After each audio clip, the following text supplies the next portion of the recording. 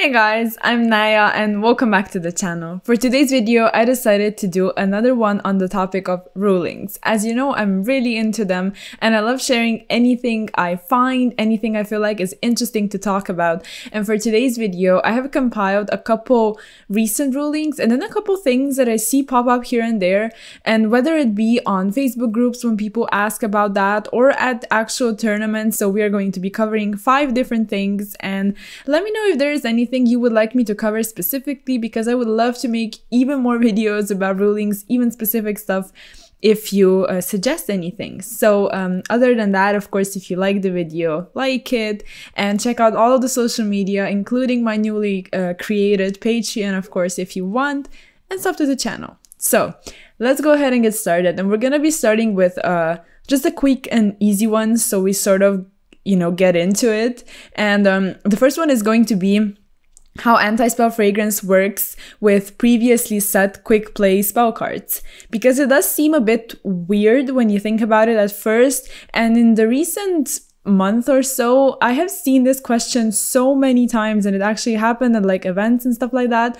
And how these things work is that anti-spell fragrance, if it's set even in the same turn as the quick play spell card and then activated later, that quick play spell card that was set before can still be activated even if it's only during your opponent's turn. So not the full turn has passed, which sort of should be, you know, the thing when it comes to anti-spell, like one turn should pass. But anti-spell does not affect cards that were set before. So if you set 2 during your turn and then flip that anti-spell during your opponent's turn, and then you play something like Forbidden Chalice, Forbidden Droplet, Cosmic, Twin Twister, anything like that, you can legally activate that because anti-spell does not affect it yet. So that was just a quick and easy one, and then we can move on to something that is a tiny bit more complicated, and is basically how does Mirrorjade work with Psychic and Punisher? And this has been coming up a lot. I've seen a lot of questions, you know, on Judges Lounge, just because it's sort of a bit confusing. So if Mirrorjade is destroyed and the opponent controls Psychic and Punisher, and the controller of Mirrorjade activates its effect in the graveyard to Raigeki the opponent's field in the end phase, what happens? Is Psychic and Punisher unaffected, or isn't it? And the answer is that Psychic and Punisher is going to be destroyed. And why that is because yes, Mirrorjade it activates. So it's an activated effect. However, it's also a delayed effect that's going to apply later in the turn. So because it's not applied immediately, when it actually applies in the end phase, it doesn't activate again. So when it's attempting to affect that Psychic and Punisher in the end phase, it's not being affected by an activated effect, rather it's being affected by a later applied effect, and that's why it is going to be destroyed, because the effect didn't activate again, it just applied later. So in my opinion, that's very interesting. When I heard about it first, I was also a bit confused, but that is how sort of people decided to rule it.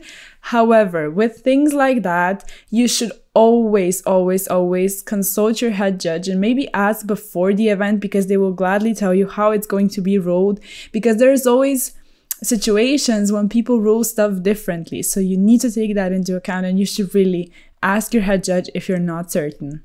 Then moving on to also an easier one, you know, we're gonna go like that. It's going to be, so it's not like complicated stuff all the time. So the next one is essentially just how does Droplet work under skill drain or something like that. So it could be either how does Droplet work, how does Forbidden Chalice work, and also how does Impermanence work, because we know that under skill drain you cannot activate Impermanence because the only thing that Impermanence does is negate. And yes, it negates the column as well, but it needs to successfully negate the monster in order to negate the column, so you cannot activate it. But you can activate Droplet under skill drain because you are doing another thing, which is having the attack. And similarly, Forbidden Chalice can also be used because it's also modifying the attack. And that's important to know, because something like it's called like a double negation. It's not like the official term, but it can be applied, like two negations can essentially be applied if a card is actually doing another thing. And since Droplet is having that attack, it can be used under skill drain. Now the next one is also a bit more complicated, and with this one as well as the Mirrorjade one, I would like to encourage you once more to ask your head judge. And it's basically how are the trap card effects in the graveyard, and a very good example is the Dreaming Town, so the Flunder Dreaming Town trap card, classified, whether they are trigger effects or quick effects, because it matters a lot. And that's not the only card, but this is the one I've seen. You know, most questions were asked about this card on social media. And if it was considered a trigger effect, then it can be put on the chain with other trigger effects when a monster is summoned. So basically, the trap card works in a way that it's going to flip your opponent's monsters face down if you tribute summon. But if you tribute summon, you're maybe getting the effect of the monster you tribute summoned. If you're playing Flunder, of course, you're getting the banished birds effect as well. So then the question is, if the trap card actually goes on chain with all of them, so you're able to order your chain however you want, and per how the chain is built, then your opponent is going to have a chance to activate fast effects, because you are probably using all of these effects during your opponent's turn, you know, if you're using the trap card. And so the chain is always built in a way where the turn player is going to get their effects first, and it's going to go by mandatory, and then the opponent gets mandatory, and then trigger, trigger, fast, fast. So with the question of whether or not the trap card is fast or trigger, it matters a lot, because if it's a trigger, then you're able to, like I said, order your chain, and then you're able to chain block, which is essential. But if it is a quick effect, then your opponent gets a chance to respond to your effects, which are the on-summon effects, the little birds effects, whatever you're activating. And then you get to activate the effect of the trap card. And in some cases, you know, that's nice. In some cases, you want it to happen that way, but in some cases, you want to chain block. So of course, the question arises whether or not that's a trigger or fast effect. And how those cards are classified is they're called trigger-like effects. So from what I found, this is how people sort of started to classify them. Those that are actually in question, so the Dreaming Town and stuff like that. Like, that's how always spell and trap cards have been classified, but it's always weird to know exactly which cards go into that trigger-like effect category. So right now, the answer is that this card is considered a trigger-like effect. These types of effects are considered into that category. So if you are that Flunder player, you know, you're able to order your chain however you want. You're also able to successfully chain block, and then your opponent is going to have a chance to, you know, get their fast effects online, and then you have yours, and the chain is built as per usual. But I figured it would be interesting to talk about that, because it is one of those examples where people used to rule it however they sort of want it. So it is important to consult your head judge, but it's sort of how I found, you know, people started saying that it is going to be ruled moving forward. All right, and then the last one we're going to be covering is, may sound a bit basic, but we are going to compile everything in this video, so you have sort of somewhere to turn if you're not exactly down to search everything in the policy documents, and it's note-taking. So what is actually allowed and what isn't? Note-taking is encouraged when it comes to actually keeping the game state legal. However, it's not allowed with some exceptions. We're gonna go over those exceptions and a couple rules that tie in together with note-taking. So, what is actually allowed? And when it comes to note-taking, what's allowed is you are obliged to keep the life points written. So both players' life points should be tracked. And then the next thing that's tracked is keeping track of mandatory effects. And then the other thing is, and this is sort of what I touched upon a bit, you need to keep the game state legal. So you are actually allowed to keep track of stuff that's going to prevents you from doing illegal stuff. So if you're using like a BA effect, which is one effect per turn and only once that turn, you are allowed to actually take a note of which effect has been used so as to prevent yourself from using the other one and doing something that's illegal. And then also if a card, for example, prevents you to draw, we have Reckless Greed, we have the Goddess, there's a lot of things. So you are allowed to keep track of that so you don't draw and, you know, do something that's almost irreparable at that point. And then the last thing is keeping track of turns and turn counters. But there are a couple rules when it comes to note taking. For example, like I said, you know, you should be keeping track of turns and counters, but you cannot use something like a dice to be able to take notes.